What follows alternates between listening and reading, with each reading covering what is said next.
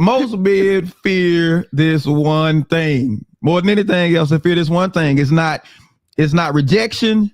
It's not losing money, anything like that. It's vulnerability. Vulnerability. So tonight we're talking about men's biggest fear isn't death. It's this. So let's get into it. Get into it.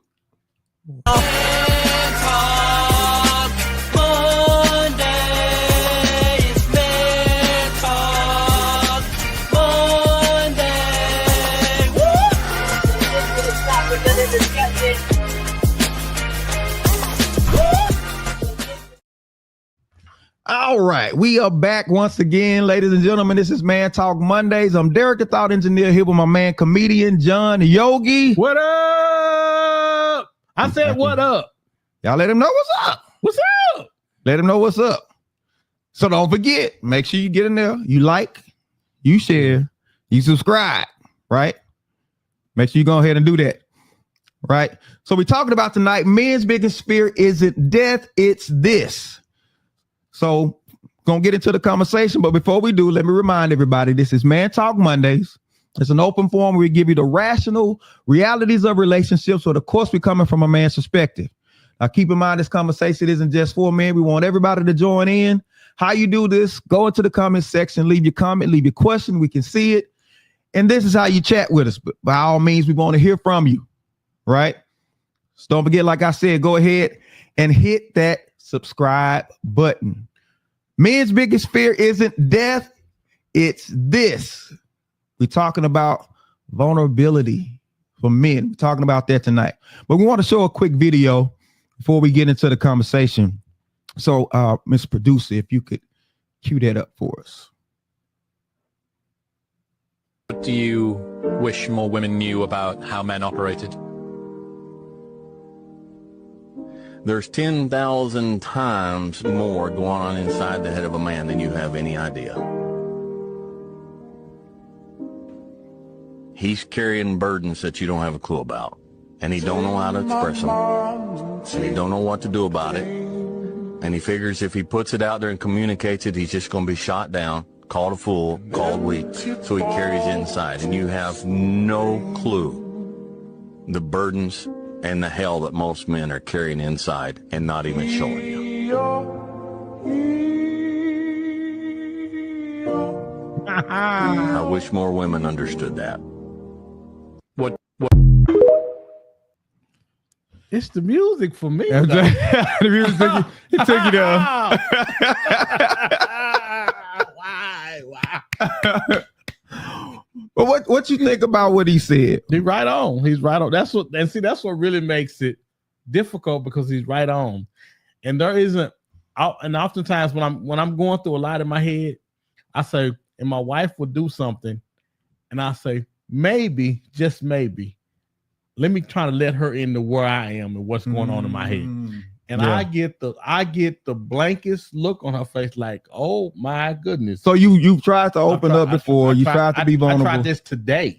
You tried it today. I tried it today. Oh wow. And so I say, well, so what do you think? And I got silence, and I got her trying to figure out from a woman's perspective how to deal with all of the stuff that I just laid out for you. Oh wow. Wow.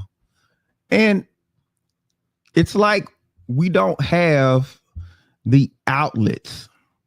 But talking about vulnerability, what does vulnerability even look like for men? What is it? What do you feel like vulnerability looks like? Able to be naked. Able to hide behind whatever insecurities, whatever fears I have, and be completely honest about everything, all the things that are going on in my head, all the things I'm wrestling with, all the things I'm trying to keep together, all the things. And I think that's trying to find a place to where you can do that. See, that's the most difficult thing, because I think we all can agree most men are men. And that this what makes us men and not women, supposedly. Yeah. Man, no, it's I think being able to be naked. So the guy said in the video, he said most men are carrying around 10,000 things in their head at a time. At a time. At least. Is that just how it is, or is that actually something that's detrimental for us as men? It's supposed to be that way, though. You feel like it's supposed to be that way? I think we are supposed to be I think that's a part of the responsibility that we have as men.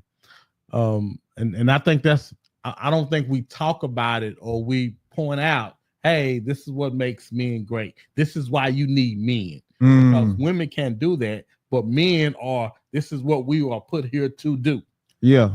You know what I'm saying? So we built for, we're more durable in I'm not going to say the emotional stuff. We're more durable in the life coming at you type stuff. You feel like I think that's what we're built for. We're not only are we built for it, but we built for it and able to put everybody behind us while we're going through it and letting everybody putting the family behind you and say, okay, we're good.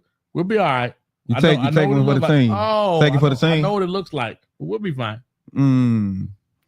But what about what people say, women are the ones that take it for the team more than anybody else? You think that's true? I think everybody has a position to play. And I think oftentimes,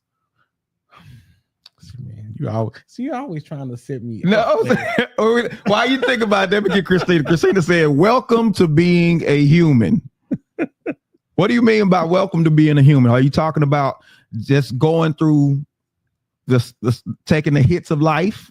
I mean, because I can see that. I can see you saying that's just the human condition. But when it comes to especially relationships and family, is the man really, is it his responsibility to just shoulder more and take on more for the sake of the betterment of his family? And in doing so, is he just supposed to suck it up and keep moving? Yes. That men have broad shoulders, not to lift weights, but to lift up our issues and problems, to hold up with. To hold up the family. That's why we have broad shoulders. Okay. So is society kind of responsible for just the whole narrative? She says we all have a million things happening in our head. And see, let me say this. And you know what? She's right. But she's not supposed to. Wow. Okay. Let me explain this. Okay, break it down. I deal with this. I deal with this with my wife. Okay. My wife tells me, she said, "Oh, you don't understand. I got a million things going on in your head." And I'm like, "So what's going on in your head?" As she began to tell me what's going on in her head, probably a third of the stuff she's telling me is going on in her head is going on in my head. It's not supposed to be going on in her head. But now, if you want to have control, or you don't like the way I'm doing it, now you doing it to the detriment of you and your peace, because that's what I got. That's my job. Wow. And I hate to be like that about it, but most of the time, everybody don't supposed to walk around with 10 million things in their head. That is a sign to us. We got that. What are you doing with that coat on? Take that coat off. Take that coat off. That coat don't fit you. Take that coat off. I'm so serious, man. I'm so serious.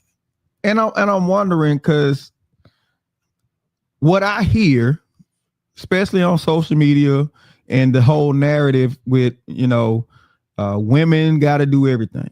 They got to take on everything. Women got to cook. They got to cook. And they got to get in their bedroom and do what they're supposed to do. That's the only thing women got to do. That's the only thing they got to do. And they don't want to do that. See, this is what bothers me. Yeah. We can find everything to do, but what we supposed to be doing. Wow. It's too much sexless marriages going on where you're worried about everything else. You have a job. Everybody has a job. You know what makes a championship team? What's that? Everybody, role players.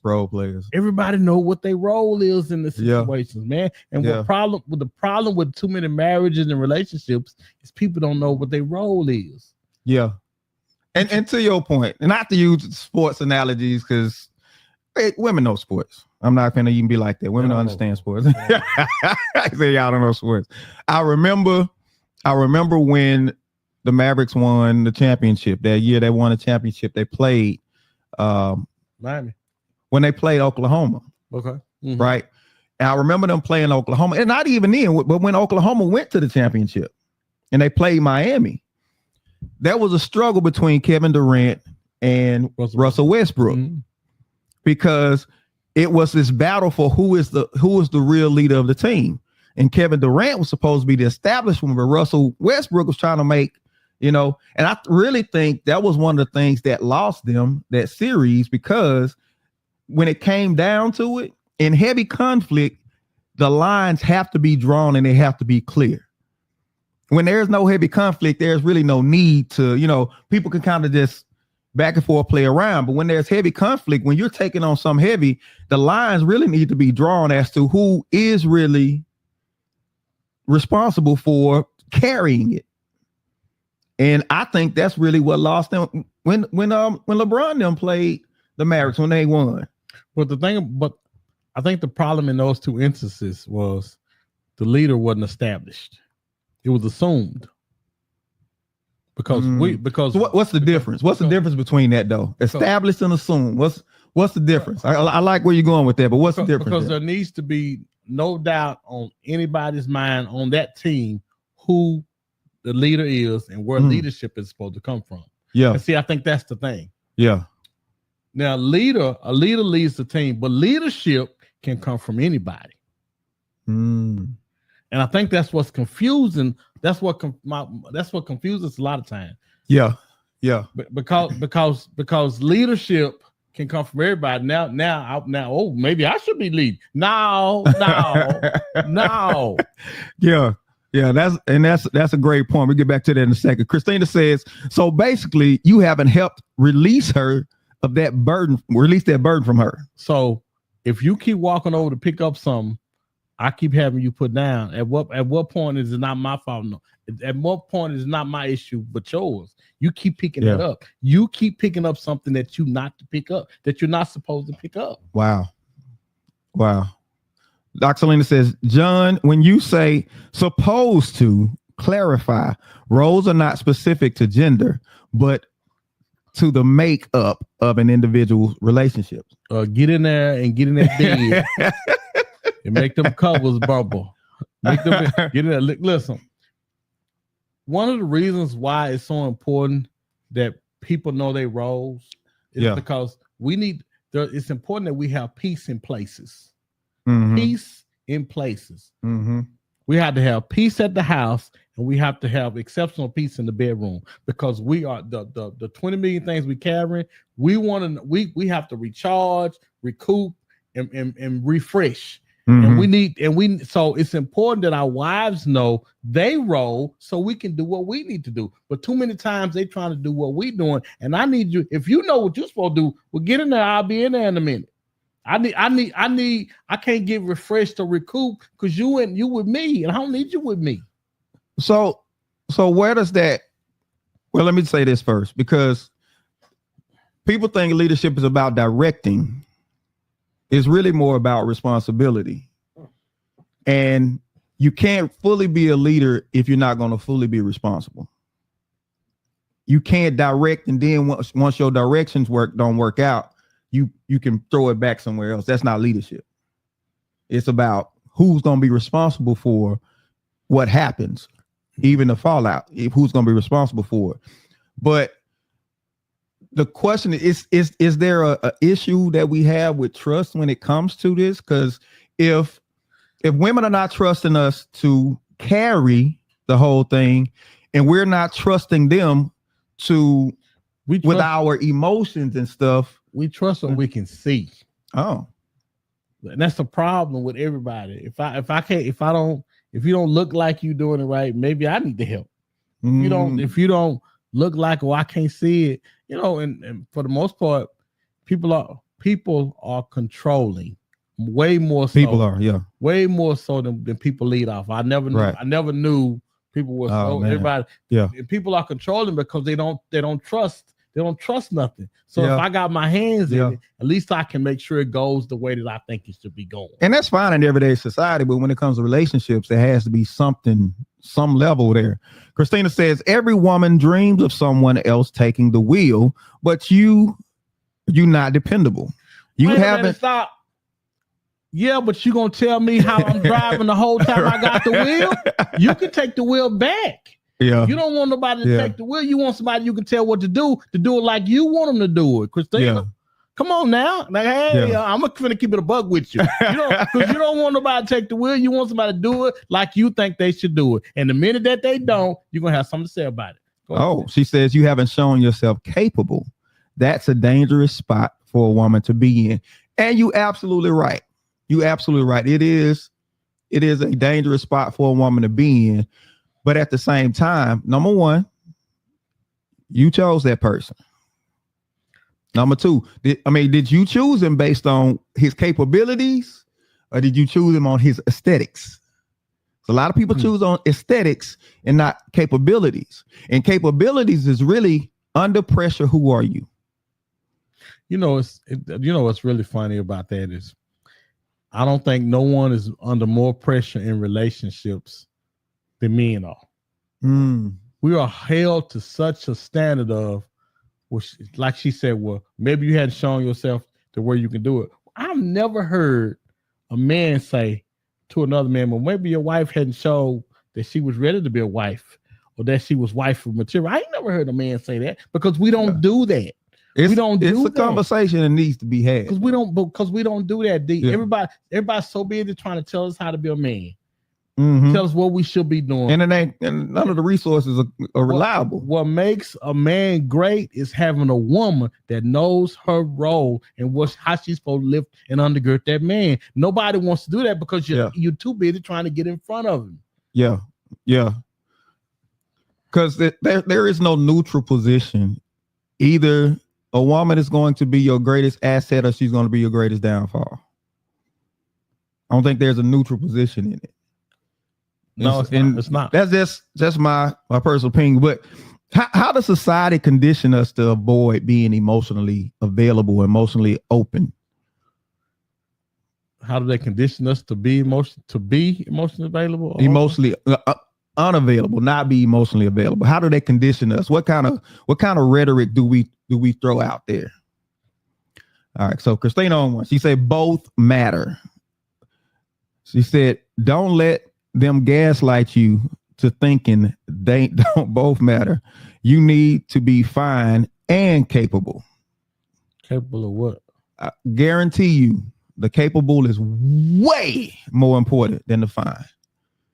Because here's the thing about it. Fine is very common when you see it every day. You gonna get to a point to where that person, they was fine at first. It did it for you. But when you see them all the time, it becomes common. So what you got to go on then? Then it's just about how they look to other people because you don't see them the same way. So after that, after you get past that, then what you got? I think the capable is way more important. I don't know what you think. Well, I agree. I think the capable is way more important, but we notice, we talk about it all the time. We're not that concerned about it at the beginning. Right. We marry on what he could be or the potential of some of the people. And then when that potential don't, it's up to each one of us in the relationship to help the other one develop the potential of the husband or the wife. And I think that's where the mix up is. Like she said, I can't get over you hadn't shown yourself. I'm like, we've been rocking this thing for a minute. Yeah. And at some point, you gotta let go of the reins. Either I'm gonna do it or I'm not. Mm-hmm. Yeah. Whether you picking all that stuff up or not, it's not. Just stop and take a look at where you at. Yeah. Are we not? Have we not arrived at the destination that you think we should be? Because more times than not, you have. But we are so accustomed, again, man, to picking up, being over and stuff. See, because you know why I have to tell you about what's going on with me? I'm trying to convince you to stop. Wow. If we want to keep it a buck, I gotta tell you, hey, listen. You adding to what I'm going through. I need you to stop. Wow. I can't cover you if you keep taking your behind out of the yard. Stay in the yard. Wow. me get Mikhail. Mikhail says, you are correct. Men are held to a higher accountability. The roles in a relationship should be clearly stated in the beginning. Most don't have the conversation when first starting out. No, they don't. They don't have that conversation because we've been duped by society to where everything's fluid, roles are fluid, genders are fluid, and all this kind of stuff. And no, I'm not a proponent of that because when things are happening, when everything is fine, it don't matter. But when things are happening, it needs to be clear. Who's doing what, who's holding what. And if you believe in God, then you understand he's a God of design, and he designed us for a certain, you know what I'm saying, roles, responsibility. He designed us for it. And if you don't believe that, you don't follow that, then the consequences will play out eventually. We believe God for everything. For everything else. For everything else but that. Right. What do you say, or how do you feel about, what do we tell little boys about when they don't cry? Don't cry. Do you feel like we should or we shouldn't? Knowing what I know now, see, man, it's so difficult because if I let you cry now, I'm gonna turn around and you're gonna be crying all the time. If I allow you to cry, that crying is gonna become a crutch for you. And every time I turn around, when things ain't going your way, I'm gonna see you tuning up to cry. I can see that. If the crying accomplishes what I wanted to accomplish the first time, if the crying is going to relieve me of responsibility, if the crying is going to get the pressure off me, then I'll cry. But if I cry and you still hold me to taking care of what I'm supposed to take care of, then, I'll let you have your moment, but okay, now that's what we're going to do. What we're going to do. I think it's not right. whether You're right. A boy should cry or shouldn't cry. It's how to. I don't think we're taught how to.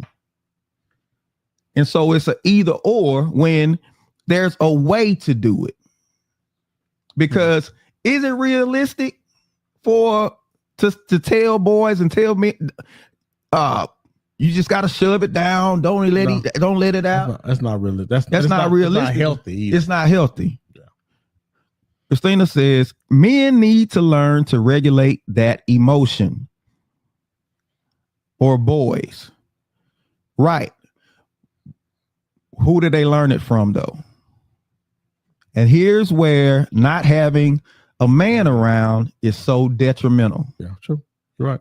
It's so detrimental. They talk about young men today, and they're overly emotional. And when they trace it back to the house, most of them come out of a single parent home. And guess who that parent is? It's mama. It's mama. Because that's where you see emotion. Not that men don't have emotions, is how do you process that? And I think this is why you need men present, especially around for young boys.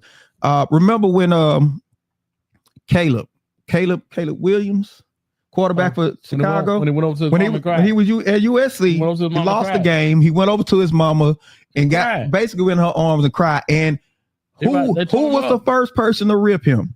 Women was probably. The woman on ESPN ripped him a new one that says he needs to lose his draft status. Yeah. No team should take him and all this because he cried. So when we look at stuff like that, this young man has a vulnerable moment in front of the cameras. A woman on ESPN comes and rips him one for crying to his mom because he lost the game. What message does that send to the rest of the men about being emotionally available and being open emotionally?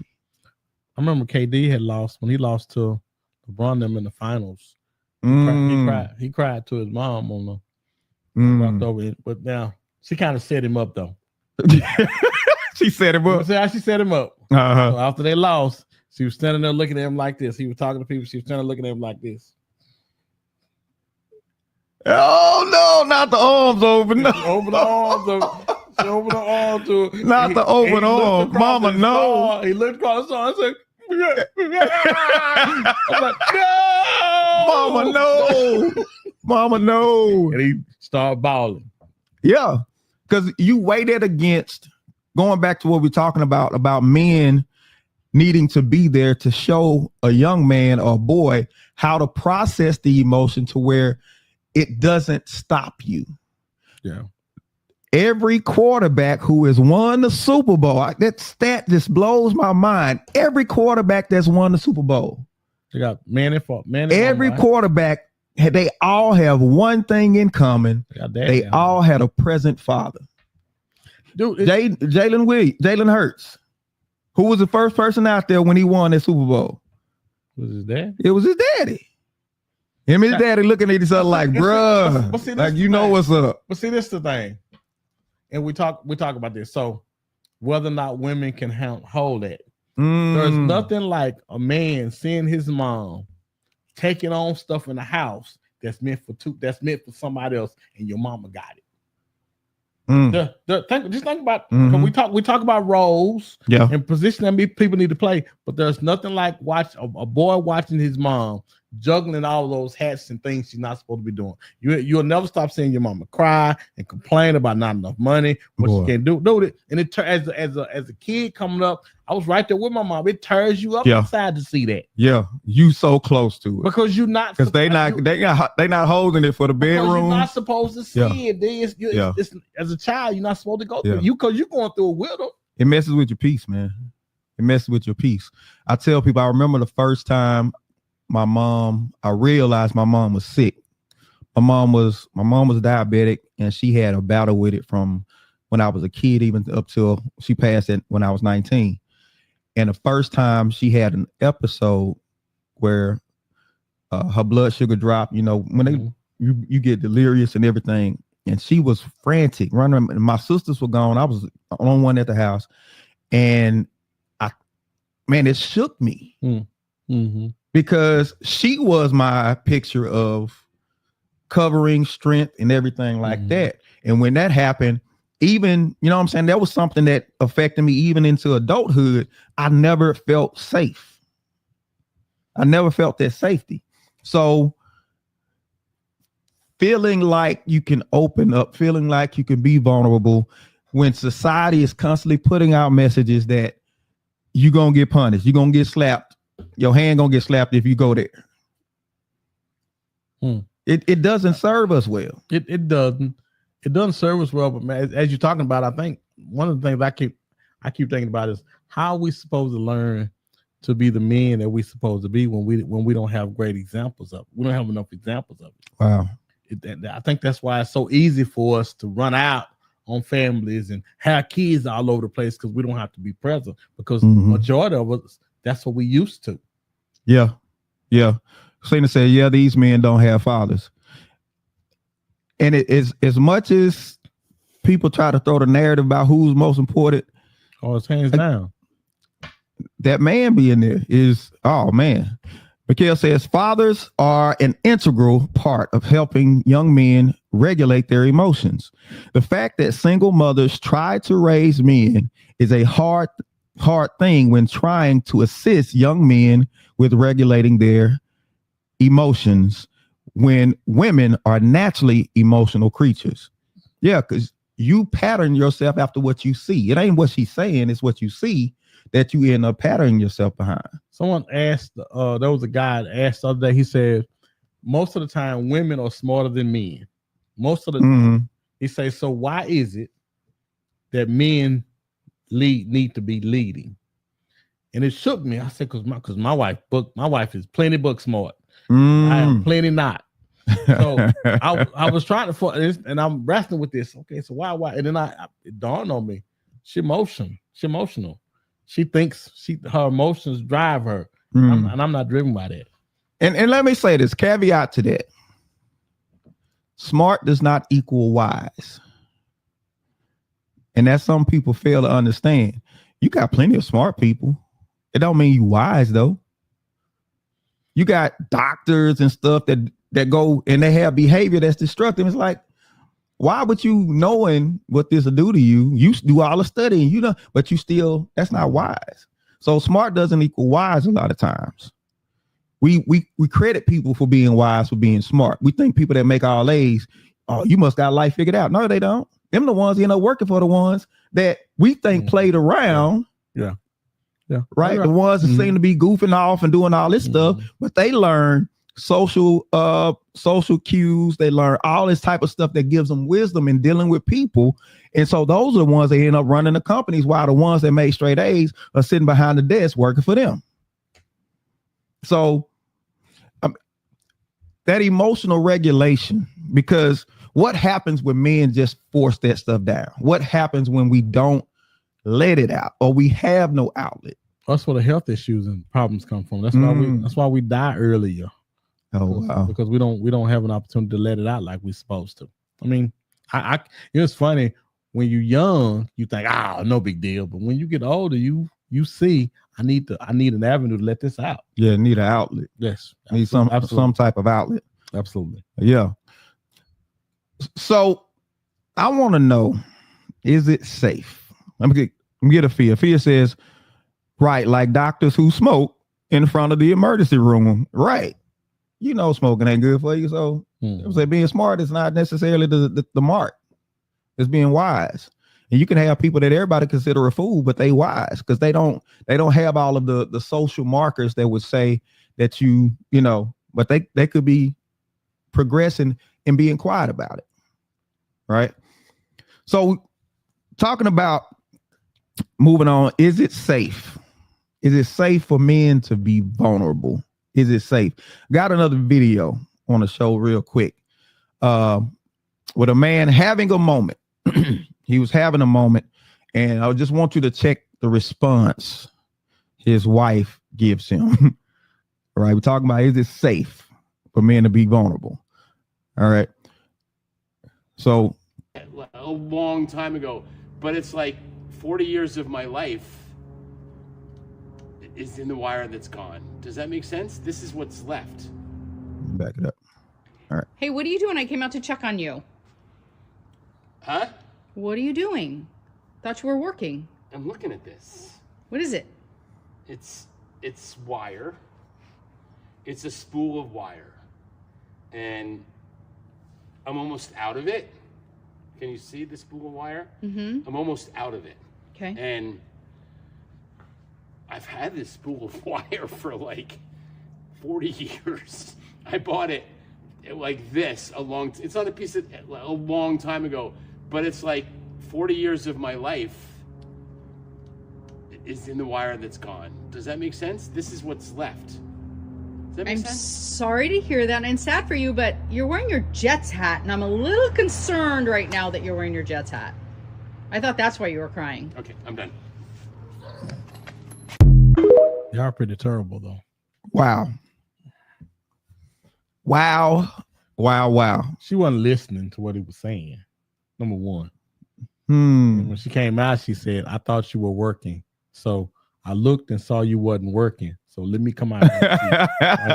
That's what she said. Why you not? Well, first of all, why you not working? That's because I hadn't, you know what? I looked at that, but I didn't pay attention that that's why she came out there. She came out because he was working. Then he stopped. He stopped. Wait, why are you stopping? I need you to get back to working. Why are you not working? Why do you think she didn't? I'm not gonna say she didn't care. She didn't catch. She didn't come to listen. Wow. So she sees her husband sitting down. He was working. He sits down. He starts having an emotional reaction to this wire and what it represents. And she comes out, and her concern was not him. It was, why you not working? Why you not working? You're supposed to be working. I need you to get that done because we need to go to the market. We got to go pick up some tools for the kids. We got soccer. We got all this. She was already 3 steps, and again, she got all this stuff on her head. Now she's supposed to be worried about at that particular moment is him. But you can't, because you got stuff in your head you're concerned about that you're not supposed to be, that you don't need. Let me say this, that you don't need to be. At that particular moment, you need to put everything down when you go to him and ask him, what's going on? Hey, what's going on, baby? You good? Yeah. And then not just be a courtesy when you're doing it, but actually mean it because he's trying to unload. The look on his face, he's trying to unload. Yeah. Yeah. You know, this wire, man. He said 40 years. That's a long time. 40 years. And he said 40 years of my life is in the wire that's gone. He was having a reflective moment that she wasn't trying to most of my life is gone. She wasn't trying to have it with him. Fia says, wow. Christina says, definitely. She's talking about definitely get that picture swinging. Right. Christina gonna be jealous. Right. Tonight. She coming, but she trying to get you riled up. I think she trying to get you riled up. Fia says she didn't hear what he wasn't saying. Yeah. And this is the thing. When you have a man who makes that attempt, because he could have very easily said, nothing, I'm good. Because that's what she used to him saying anyway. And then when she realized he was reaching for her, she said, well, you got that Jets hat on. Take that hat off. Quit playing. Let me get on into this house. He said he was crying because of the Jets. They terrible. Oh,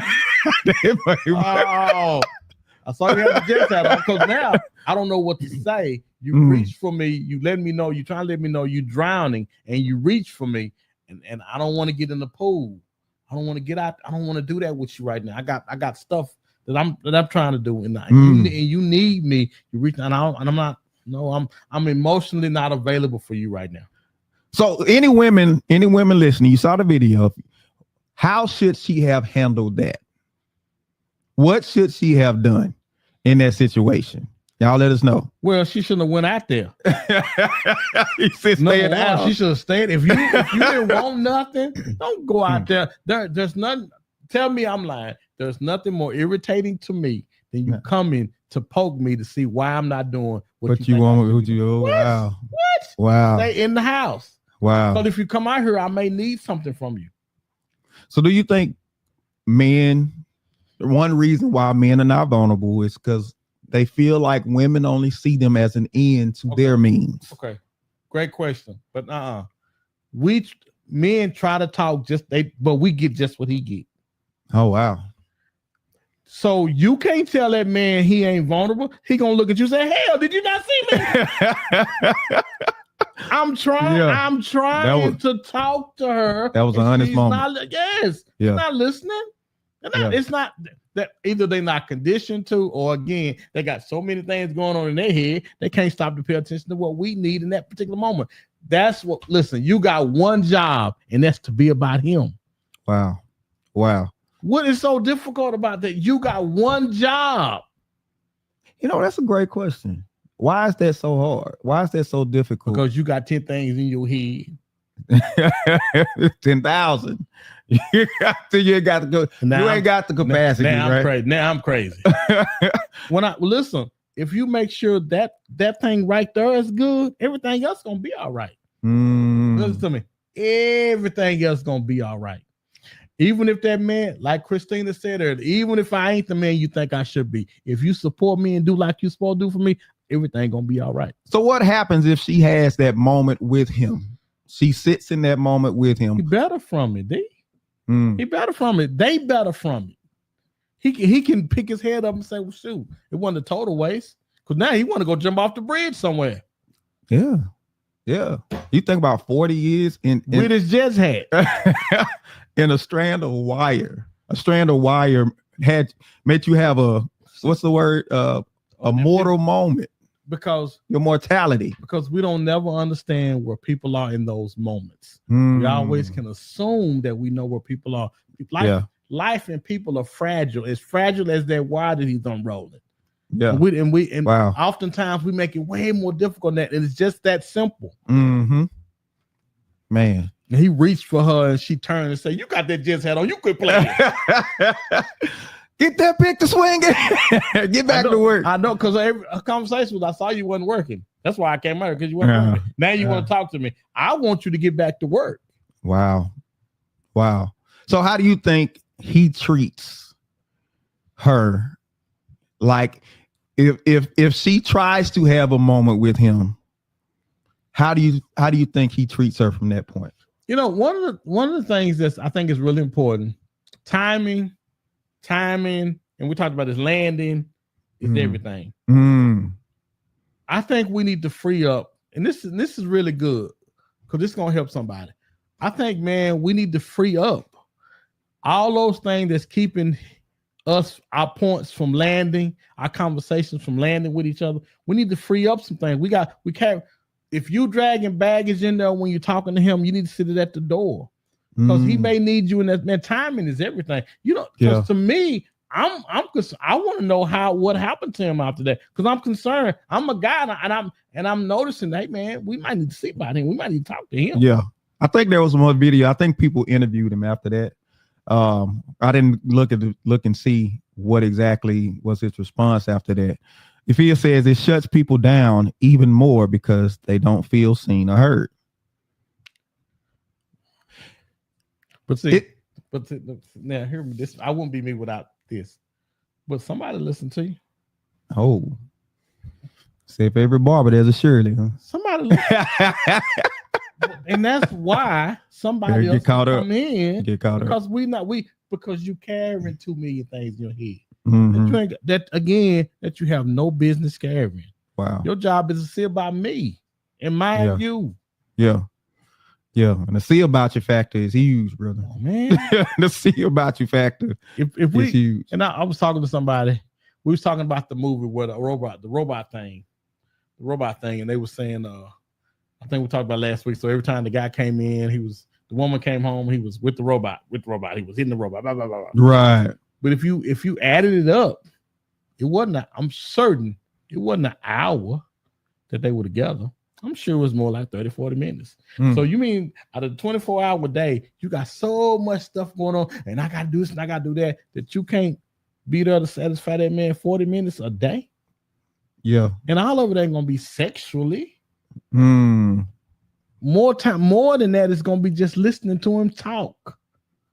Because we don't have nobody that we can talk like that to. We don't want to talk to no fellas, the brothers all the time about that kind of stuff. I'm telling you, when I'm at a lot of times when I'm getting at my wit's end, I just talk. Hey, listen, this what's going on. This what I'm going through. You just let it go. I just let it go because we can't hold it no more.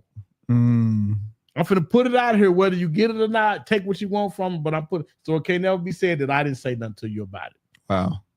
Wow, that's heavy, man. That's heavy. So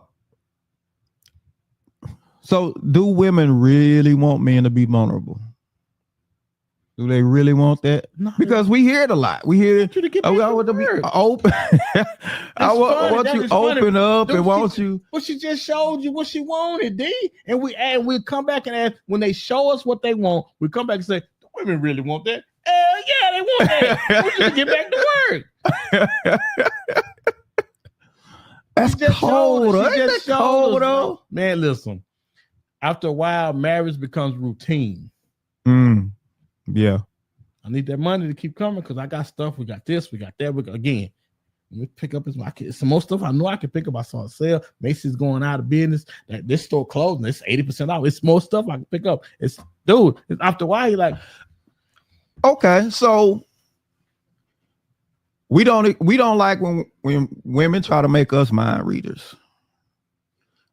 Should we hold them to being mind readers? Should they just be able to read us and say, you know what? You're doing it again. You're doing it again. He going through. You did it again. No, he just told her. She ain't got to read his mind. He just told her, D. You keep not sitting. That's what we do. You're trying to give an out to the women. And I get it. But he just told her. We just sit here and watch them with the music in the back. He just told her everything that he was going through, D. He just told her. She don't got to read his mind. He told her. Man, I just thought, and she come away from that. I wonder what he's thinking. I don't have a clue. Why don't you have a clue? I mean, but when men get that question, what you thinking? What goes through a man's mind when he gets that question? What you thinking? She really don't want to know what I'm thinking, or she knows. Either she really don't want to know, or she knows. and she really don't want me to talk about it. Do men generally feel like women even care? Like, nah, they don't. Why go there? Because she don't care no way. It's funny. And it's when you told me what we was gonna talk about, I was kind of concerned. You was concerned? I was concerned because I said I don't really know how this is gonna go well because I hadn't really studied up on it. But actually, this is my wheelhouse. Okay. Because it's not that women don't care. Mm-hmm. They just have 10 million things they're trying to pick up, and they're trying to squeeze you into. Oh wow. Oh wow. Yeah, wow. Or you just said a lot. Fia says, I do. She says, but get to work too. It's a cold world, bro. It's a cold world, boy. She told him, and then try to keep what she does. You take that Jets hat off. She told you to go back to work. Wow. And I don't want to leave, man. I say I don't want to leave, man, feeling hopeless or helpless. But what's the reality of the situation? You have to, how do I say that? I want to make sure I say this right, because you have to make yourself be heard. You have to. How do you do that? You have to make yourself be heard, and that means saying it enough until it lands. Say it till it lands. Because you'll know when it lands, because the conversation will be had about it. She'll go, I didn't know you felt that way. Why'd you say anything? Because they're not, man, the marriage has become such a, what's the word I'm looking for? It's not a convenience. It's so convoluted. Okay. We don't really pay attention to it anymore. We just in a relationship. Everybody just got so much going on. We just roommates with all this stuff going on. And everybody, and again, listen, if you walking around with 20 million things and I'm walking around with 20 million things, something wrong. You ain't getting no peace in me neither. Wow. Because I can't say about you if my mind ain't clear, and you can't say about me. Mm-hmm. I'm just saying, everybody don't need to be picking that up. Just thinking about it, man, and it's a sad indictment on relationships. A sad indictment that we got our thing, but they got their thing.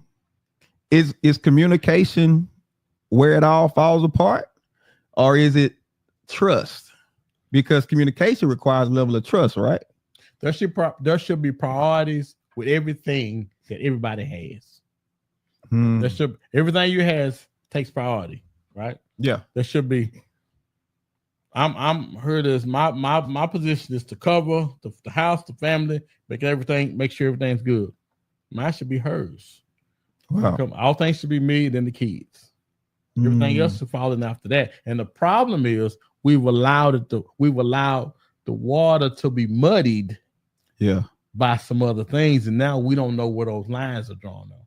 Wow. That's interesting. But we don't want to leave you with nothing, right? We don't want to leave you with nothing. So we want to kind of give you some practical steps to be more vulnerable as men, right? Practical steps. Step number 1, identify your emotional triggers. Identify your emotional triggers. Recognize when you feel the urge to shut down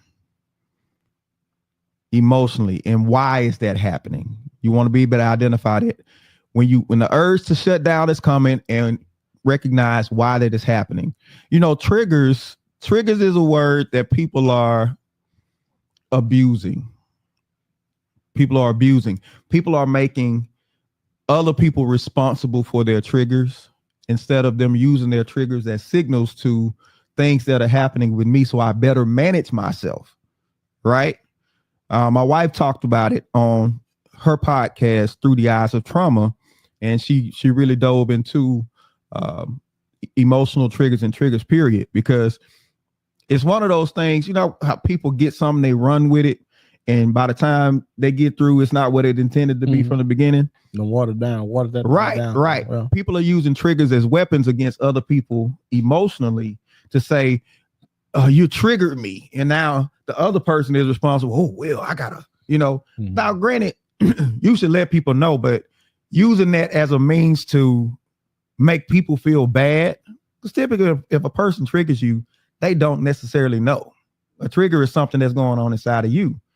Now, that may mean that you need to change how you're doing something. You may need to remove yourself, or you recognize, what was it about the event that made me feel the way I feel, so that you can clear up some things. But those triggers, you can't weaponize those against people. We don't want to weaponize them. Number two, we want to find or build a brotherhood.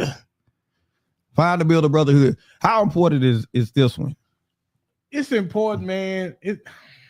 Let me say this: all of them are important, but it's imperative though that you have people that you can talk to. And you may not can talk to us like you can talk to your wife, but man, it's important to be able to at least get some of it off your chest. I think it's the most important one, because you got to have people to talk to. You got to have somebody to talk to. Is it different? Is it a difference in having somebody to hear you and have somebody that feel you? Oh, I need you to feel. If you see, because most of the time other guys can feel where you are, like, oh yeah, you know what, man, yeah. And see, and the reason why it's good to talk to other people is because they can tell you, oh, so when they do that, this is what I do. This is how I get her to listen. Because most of the time, we're not in this thing by ourselves. Normally, when you talk to other people, they've been through it. They can tell you how they came out on the other side of it. That's why it's so important to be talking to other people, because we're not going through it by ourselves. We just think we are, but no, we're not. Everybody go through some of the things we go through. Right. But have somebody that can relate to really important to what you feeling. Yes. What you feeling is man, that's huge. That's huge. So you definitely want to find or build a brotherhood. Number 3, the third thing you want to do is you want to develop emotional intelligence. Develop emotional intelligence. Learn to express emotions in a way that commands respect rather than diminishing it. Right? How you manage yourself emotionally. How you manage yourself emotionally. Do you think we or even society promotes that? Oh no, not at all. No. When I talk about it a lot. That's all we do though. We talk about it a lot. I don't think people are providing solutions. I think we're giving more people more excuses than we are. Yes. Than we are solutions. Yes. Yes. And there's this one young lady. She's a therapist, and she's coming on TikTok and she's putting videos out there, and she's calling it like it is. She's talking about how we've mentally handicapped and emotionally handicapped people, about how we deal with mental health and all this type of stuff, and the excuses we giving people now, and this was not meant to be that, and all this when it comes to all of the mental health talk. Show. Oh man, I'm gonna try to see if I can get on, because she is telling it like a TI is for real. All right. Number 4, gonna test the waters. Start by opening up in small things, the low risk type things. Start with that first, and then work your way up. Is it important to give feedback? Say you start with a low risk thing, and based on how they deal with it, you give feedback and say, listen, when I sat here and I told you about this is what I was going through. This is what I was telling you. Should we give them their feedback so they know? We have to, because if you don't, then you can't put it all on her and say, well, when it's a blow up, it has to be a regular conversation. And again, I'll talk about it later, but yeah, man, you're absolutely right. But we got to get in the habit. So if I tell you and I don't get the response, but I assume you don't care, without giving you the opportunity to see what was on your mind. Now, when I tell you, and if I get the same thing, can I say now you don't care? Well, first of all, we need to assume that they got 20 million things that they carry. It's funny, but I'm so serious. Yeah. Because my wife would tell you, I just got so many things. I'm like, why? Because you don't need to be doing that. If you got to do that because you think you need to cover me, I'm going to ask you again. Please stop. Which brings up a good question before we go any further. Should women or do women carry the space for men emotionally so that they can be available? Because to your point, you say women are doing a lot, they got a lot going on, but do they got that much going on? They need to sit down somewhere. Listen, I do not mind women having 20 million things going on. But when daddy says that he needs something from you, that is the priority. That is the engine. That's the engine that make the thing go. How you not gonna put all in it and think that thing gonna keep running? It's not. It's gonna lock up on you. Yeah. That's all I'm saying. Listen, I know I joke a lot about women's place and the kitchen and barefoot and get in there and fix me. I joke about, and most of it is jokes, but I ain't never been more serious about nothing than I am this. Wow. We need to make sure that man is good by any means necessary. Put down if you carrying enough stuff, too much stuff where you can't see by the man, something wrong. Wow. Yeah. Number 5, we want to redefine strength. True strength includes emotional mastery, not just suppression, right? So just shoving it down and pushing forward ain't always the solution. Sometimes you do have to tough through some things, but don't think it's all about holding it in. Now, interesting enough, I heard a psychologist say this, and he said venting can work against you because it's the pressure that motivates you to do something about the thing. But if you talk about the thing, you release it. Yeah. But the problem with venting, with me, it turns into fussing. And my wife turns the knob off when I start fussing, because now I do that. I vent all the time. And the venting is to release some of the pressure. And if you keep doing it, they don't how do I know if like we say, if you're talking all the time, how I know when you're serious? Because you're talking all the time. Yeah. I think the emotional mastery is being more clear about your tolerance for things that you typically would hold in. Because it's one thing to hold stuff. It's another thing to allow stuff to continuously be dumped on you. And you got to say, this is what we're not doing. What we're not doing is this. You're not doing that, because I'm not going to even deal with what's going to come behind all of this. So having that fortitude, testicular fortitude to say, no, that's not that's what we're not doing. That's what we're not doing. Because sometimes getting into the thing of being more pleasing or people pleasing can set you up for emotional baggage, set you up for that. So emotional mastery sometimes is about opening your mouth and telling people, no, we not doing that. Can't do that. You can't be foreign to talking about what's going on with you. It can't be something that, where that come from? We don't never do. No, it should be something that's actually regular. I need to know what's going on with you, like you need to know what's going on with me. And too many times we're foreign to it is the reason why she didn't pay attention to it, because that's just something he always do. I know when he put his Jets hat on, he feeling some kind of way because they so terrible.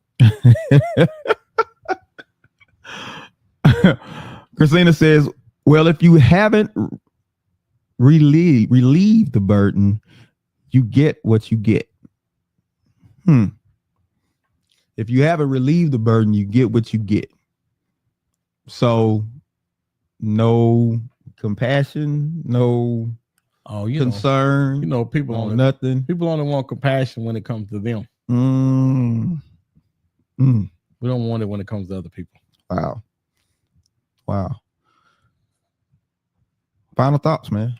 Well, my What do we final do? thought is this. I'm gonna repeat what I said a few minutes ago. Listen, it can't be out of the norm. You should be guys. You should be talking to your mates, spouses about what's going on with you. She should not be in the door. Because what happens is they get used to us not talking and they don't expect nothing from us. And then when we do it, they look at us like, oh, where this come from? You don't never talk to me. It shouldn't be that way. Let's start talking. Talk until it lands. And you'll know it lands because she'll let you know that it landed and she'll be talking back. That's my final thought. Listen, it's tough to go through and not feel like anybody is there for you. Even people that's closest to you. Proximity doesn't necessarily mean that you feel like the person is there for you. Just because they're there with you, are they there for you? A lot of times we're going through things. Women are going through things. Men are going through things. And because we're not talking about it, stuff is just building up. Then people act out in ways that are detrimental to the relationship. If I express myself, it may help. It may help.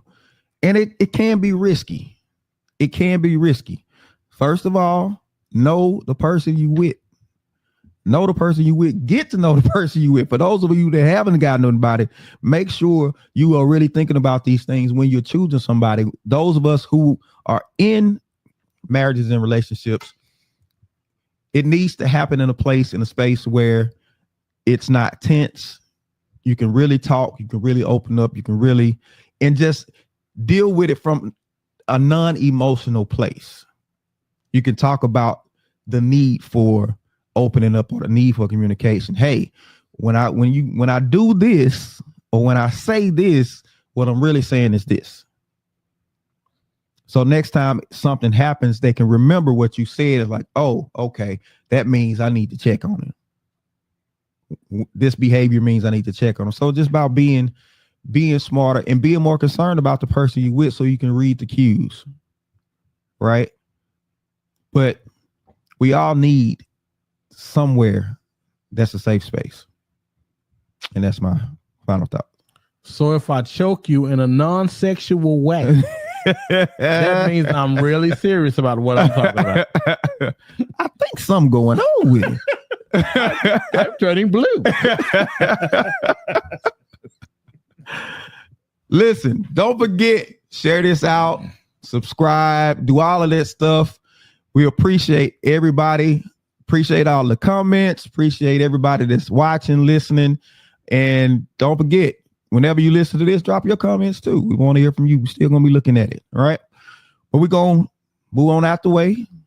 We're going to holler at y'all next week. Make sure you come back for more Man Talk Mondays. Y'all be blessed. Peace out.